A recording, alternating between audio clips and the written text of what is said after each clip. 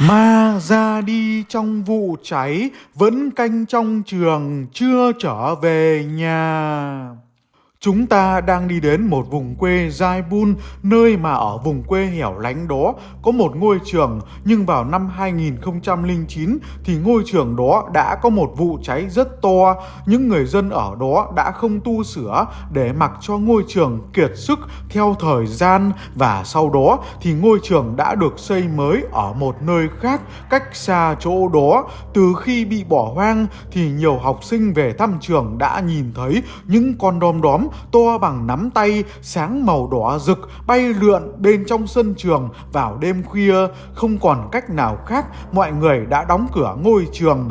Vào đúng đêm khuya, anh ta đến gần cánh cổng, đi qua con đường đất, tìm đường đến ngôi trường đó. Đang đứng ở giữa hành lang thì một cánh cửa từ từ mở ra rồi đóng vào. Anh ta hỏi rằng có bất kỳ linh hồn nào đang ở đây không, thì mọi thứ chuyển sang một ngã rẽ ớn lạnh đến tận cốt lõi.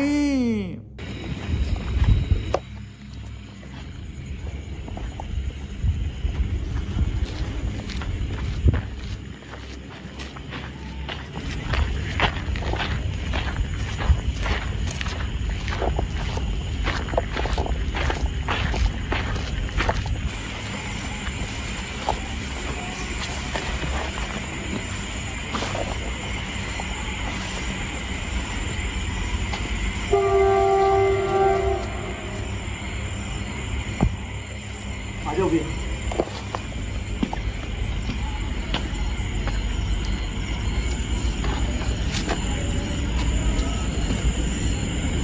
थोड़ा पास में से दिखा दो भैया एक बार। एक एक चीज, एक एक गेट यहाँ पे बेल्ट कर दिए गए थे। सारे गेट दिखाने वाला हूँ मैं भैया, इधर पे आ जाओ। बंदी की बेल्ट है। अभी तक फिलहाल तो ऐसी कोई चीज हमें लगी नहीं है।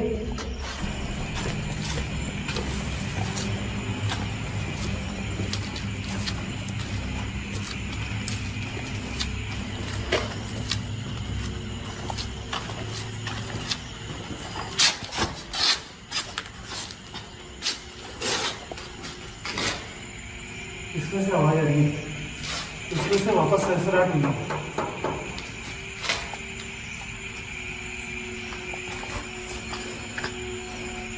कोई मौजूद है यहाँ पे?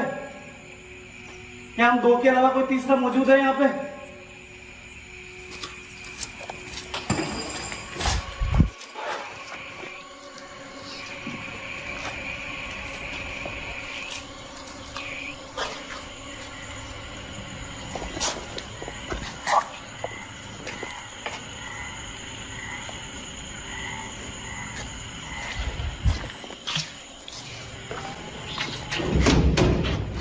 हंड्रेड इन 1% बोल सकता हूँ वो आवाज इसके अंदर से आई है, क्योंकि ये आवाज वैसी है।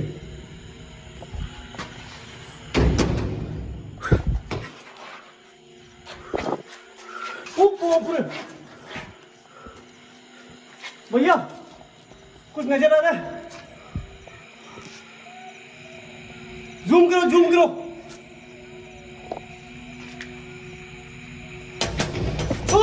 Oh yeah!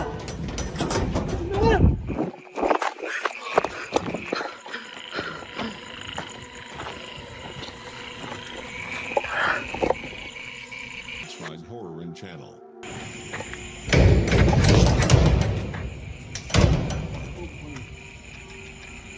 वही गेट, वो गेट मिल रहा भैया, जल्दी हो।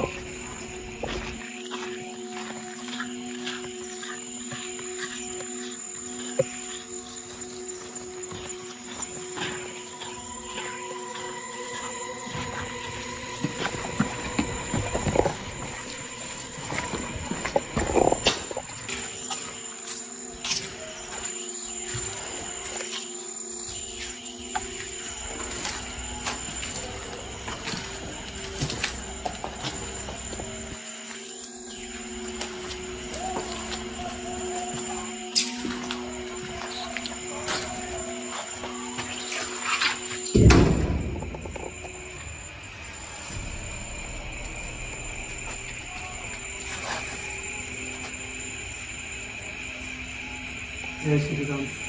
कि प्लीज इस जगह को छोड़ के चले जाओ, यहाँ से आप चले जाओ ताकि बच्चे अच्छे से पढ़ सके, यहाँ पे उनका भविष्य बन सके। मैं आपसे निवेदन करता हूँ, अगर आप सही में यहाँ पे हो तो इस गेट को खोल के बता दो, मैं समझ जाऊंगा कि आप ही हो यहाँ पे और आपको जाना।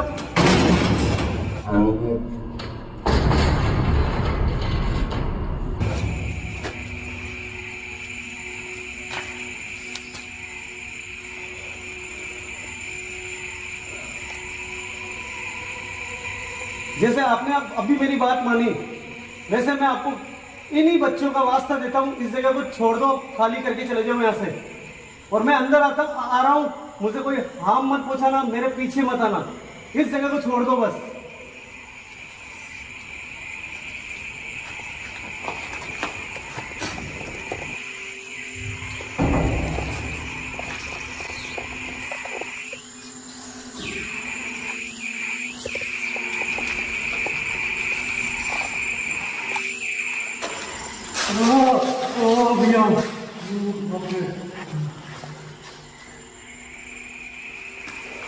भैया भैया ठीक है यार, ये वही है मैं पहले।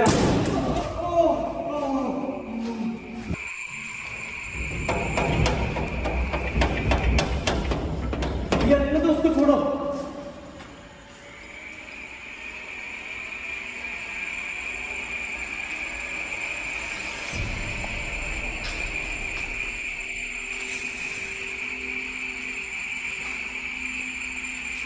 मैं आपसे बात करता हूँ, इन बच्चों का जो भविष्य है उसको खराब मत करो, इस जगह को छोड़ जाओ, वापस यहाँ के गाँव वाले स्टार्ट करने जा रहे हैं स्कूल को, चले जाओ यहाँ से।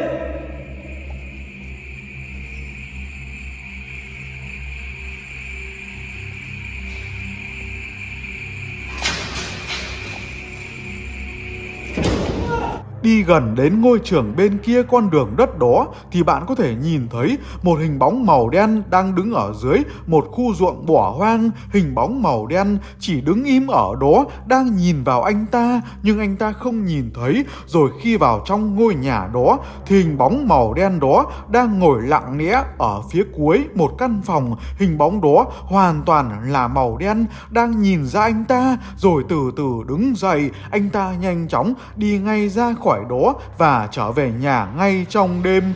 Vậy bạn nghĩ hình bóng màu đen ở giữa cánh đồng và hình bóng màu đen ở trong căn phòng đó có phải là linh hồn bồn chồn đã ra đi trong vụ cháy ngày xưa, vẫn lặng lẽ ở bên trong ngôi trường đó mà không trở về nhà hay không? Bạn nghĩ đó là ma hay có thể là gì?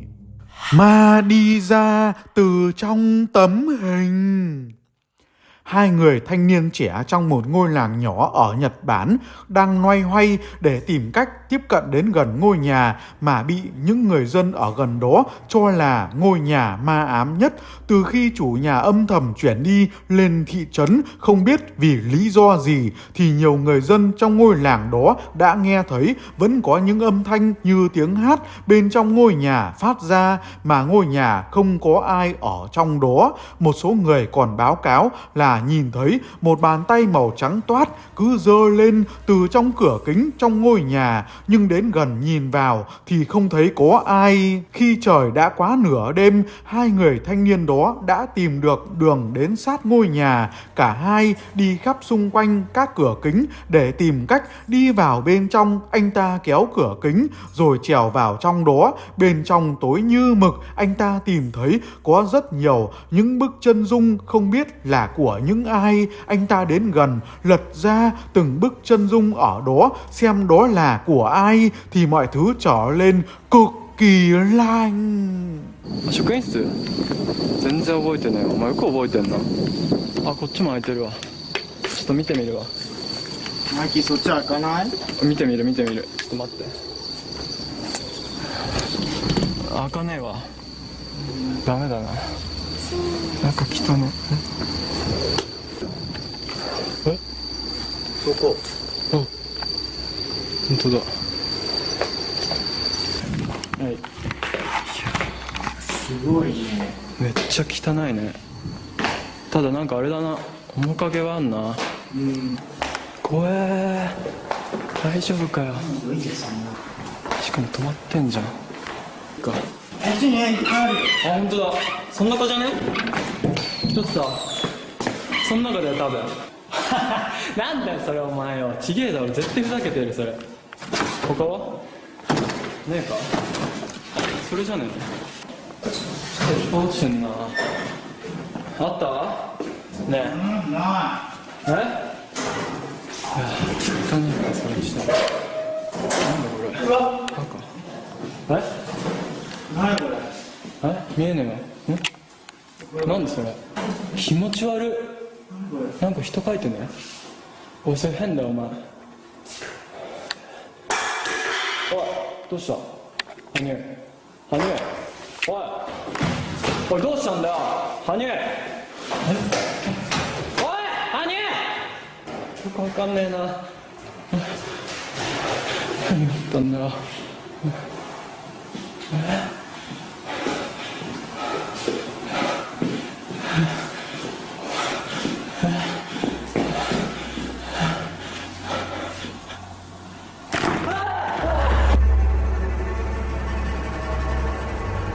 Một tiếng động phát ra, anh ta lùi xuống rồi đi ra cửa. Người bạn của anh ta vẫn đứng ở trong nhà, đứng im, vẫn chưa biết chuyện gì đang xảy ra ở đó. Thì từ giữa hư không bắt đầu dần dần hiện ra hình bóng mờ của một người phụ nữ như đang trôi nổi ở giữa ngôi nhà, tiến gần về ngay trước mặt anh ta. Một hình bóng mờ bán trong suốt, có khuôn mặt méo mó, bàn tay màu trắng cứ trôi đến gần, mái tóc đung đưa, bắt đầu bước đến. Anh ta lùi xuống nhanh chóng, đi ngay ra khỏi ngôi nhà đó ngay trong đêm. Vậy bạn nghĩ ngôi nhà đó có đang bị ma ám hay không? Hình bóng mờ bán trong suốt trôi trong ngôi nhà đó có phải là linh hồn bồn chồn vẫn đang lưu luyến ở trong ngôi nhà đó hay không? Bạn nghĩ đó là ma hay có thể là gì? Đêm nào cũng đứng ở trước cửa gọi chủ nhà. Đó là một ngôi nhà rất cũ được xây dựng vào năm 1859. Sau nhiều lần tu sửa, ngôi nhà đó nằm ở bên cạnh với một trung tâm pháp y. Đó là nơi mà trước đây thường được sử dụng để khám nghiệm các trường hợp đã ra đi ở bên trong bệnh viện được đưa sang. Cho đến bây giờ, ngôi nhà đang có một người đàn ông đang ở đó. Nhưng những ngày gần đây, anh ta bỗng nhiên nhìn thấy bóng dáng mờ nhạt của một người đàn ông đội mũ đang đứng ngay trước cửa nhà. Vào giữa đêm khuya, anh ta đến gần xem người đàn ông đó là ai thì mọi thứ trở nên thực sự lạnh.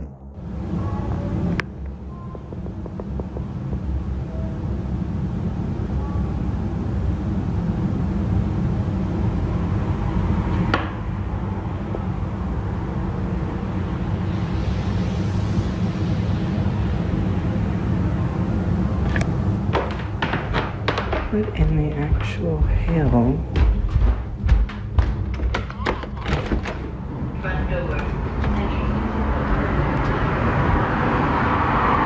There's literally...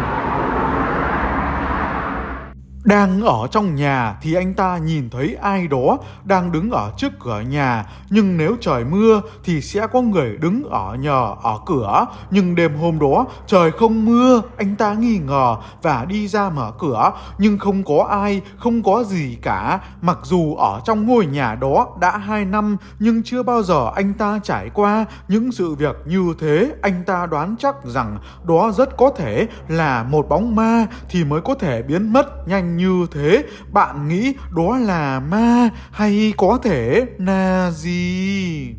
Chiếc tủ cứ đêm là có tiếng gọi. Đêm đã rất khuya rồi, nhưng người đàn ông đó đã cố gắng để đi vào bên trong một ngôi nhà mà anh ta vừa mới nghe thấy một tiếng động rất to. Anh ta đi vào trong ngôi nhà bỏ hoang đó thì cứ có tiếng gọi thầm phát ra từ trong một cái tủ quần áo cứ văng vẳng ở bên tai. Anh ta đứng ở ngoài cửa để xem có chuyện gì ở trong ngôi nhà đó hay không thì mọi thứ trở lên hoàn toàn lạnh.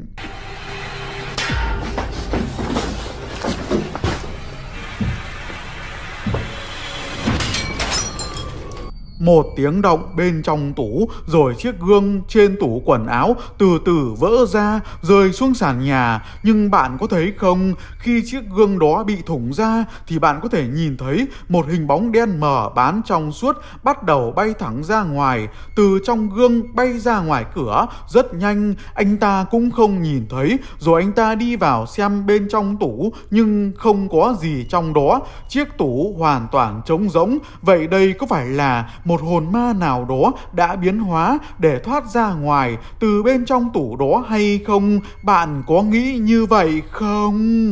Đi qua ngay dưới cầu thang, một người phụ nữ cho biết rằng chiếc camera gắn ở ngoài cửa nhà cô ấy gần đây đã phát hiện ra một cái gì đó thực sự lành.